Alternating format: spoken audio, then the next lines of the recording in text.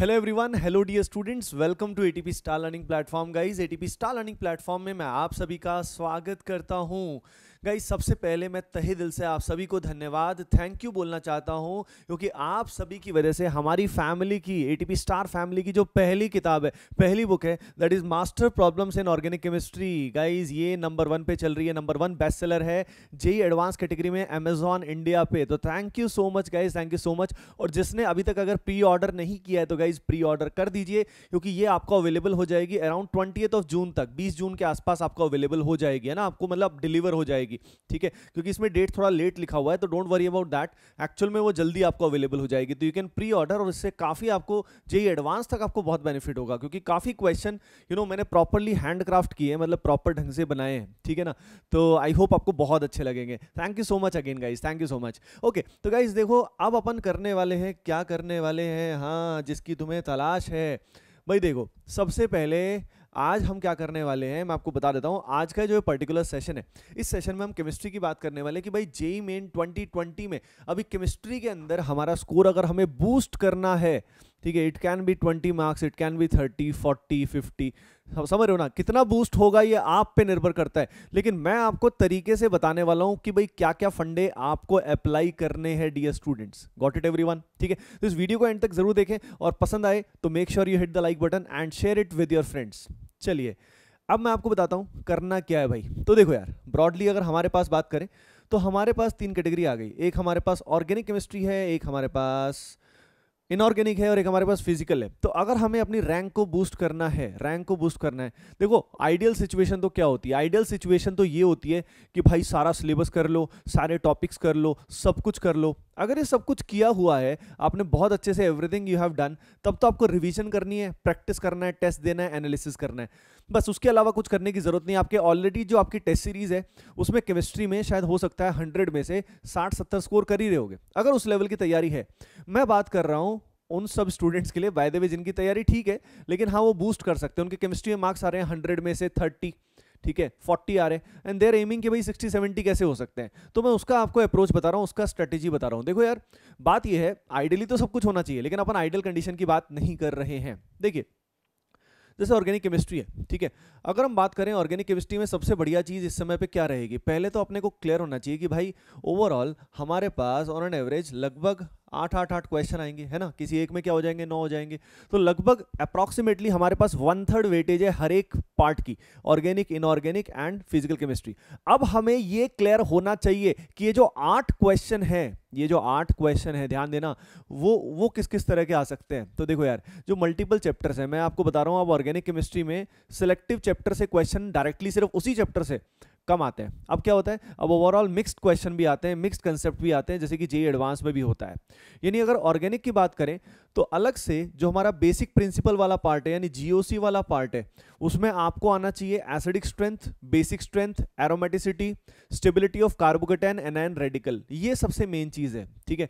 देखो, आने को तो किसी भी चीज से आ सकता है, छोटे छोटे और भी बहुत सारी चीजें होती हैं, बॉन्ड लेंथ से भी क्वेश्चन आया हुआ है, क्योंकि इतने पेपर्स होते हैं, किसी पेपर में किसी से आ सकता है।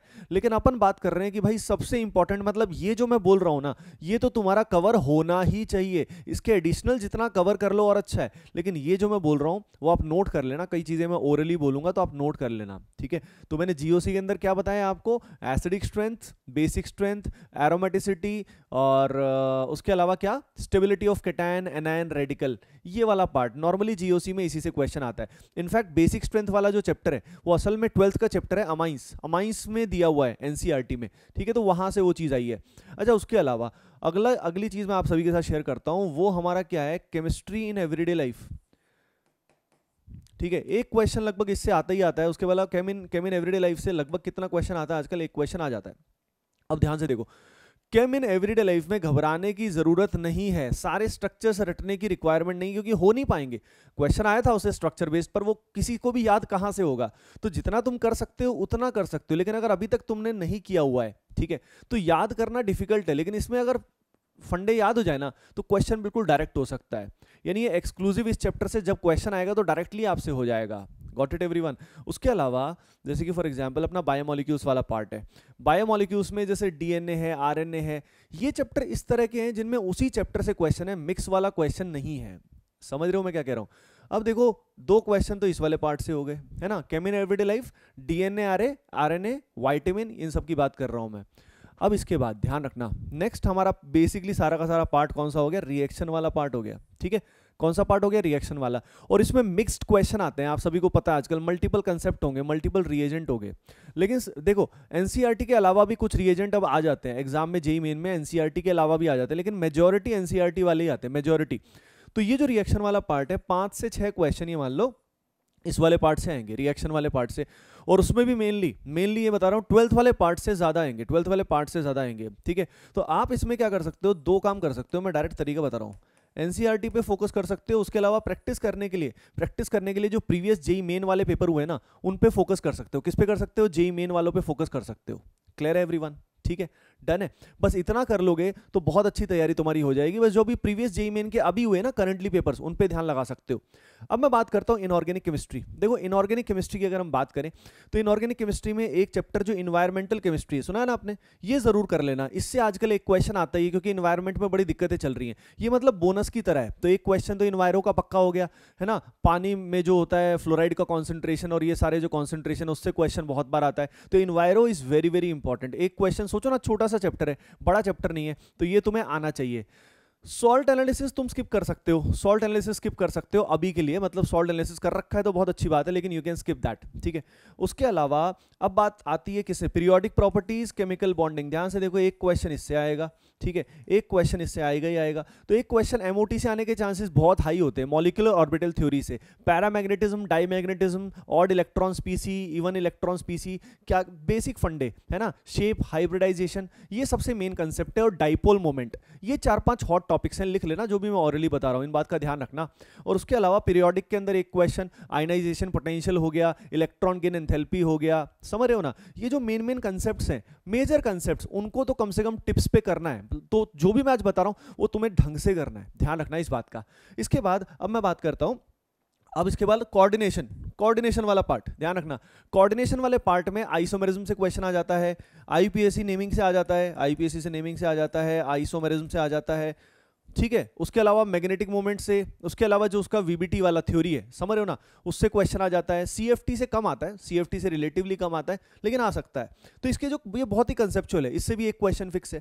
यानी इनऑर्गेनिक में ध्यान से देखो कैसे आप अपने क्वेश्चन फिक्स कर सकते हो, ठीक है। बाकी मैं क्लियरली बता रहा हूँ, एक बड़ा बोनस, ये एस ब्लॉक एंड हाइड्रोजन, इससे एक क्वेश्चन आता ही है आजकल, एक क्वेश्चन आते हैं और ये छोटे चैप्टर हैं, एस ब्लॉक एंड हाइड्रोजन, इनको जरूर कर लेना, समझ रहे हो ना। जहां तक P block, D and F block की बात है, ठीक है, उनसे भी 2 या 3 क्वेश्चन आएंगे, 2 या 3 क्वेश्चन आएंगे। लेकिन बात यह है कि वो थोड़ा लेंदी है, कर तो सकते हो, लेकिन प्योरली एनसीईआरटी को अच्छे से कर लो, एनसीईआरटी को अच्छे से कर लो, अगर कर पाओ तो बेस्ट रहेगा। लेकिन समझ रहे हो, ये जो पार्ट है ना, ये काफी कंसेप्चुअल है, इनसे क्वेश्चन लगभग डन हो सकते हैं।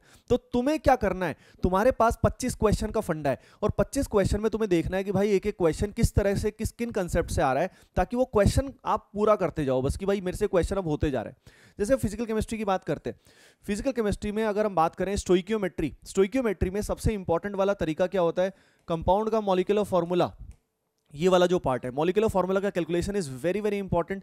CXHY हीट ऑफ कंबशन वाला जो मेथड होता है, जो कंबशन करते हैं उससे जब हम इंपीरिकल फॉर्मूला निकालते हैं, तो ये वाला पार्ट बहुत इंपॉर्टेंट है। उसके अलावा बेसिक स्टोइकियोमेट्री, ठीक है, रिडॉक्स टाइट्रेशंस, और बहुत भयंकर सवाल जेईई मेन में नॉर्मली नहीं आते, ठीक है, तो उसके पीछे ज़्यादा पढ़ने की जरूरत नहीं है ना। तो एक क्वेश्चन अपना इससे हो सकता है, ये नॉर्मली आते ही आता है। उसके अलावा अगर हम बात करें एटॉमिक स्ट्रक्चर में मेनली बोर थ्योरी से ज़्यादा आता है, और उसके अलावा श्रोडिंगर वेव इक्वेशन, और इस सबसे क्वेश्चन रिलेटिवली कम आते हैं, ठीक है।